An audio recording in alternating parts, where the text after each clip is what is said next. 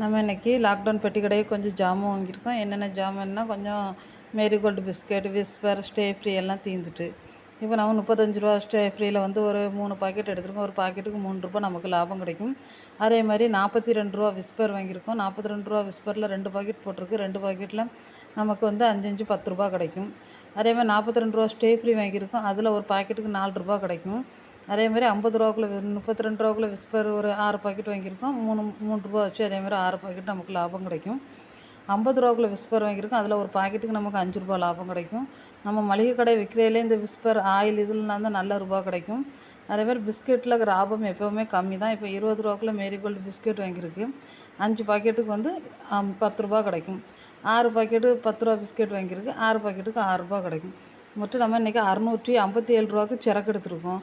இதில் உள்ள லாபம் எவ்வளோ கிடச்சுன்னா ரூ. 73 லாபம். இந்த வீடியோ கிடந்தது ஷேர் பண்ணுங்கள், லைக் பண்ணுங்கள், சப்ஸ்கிரைப்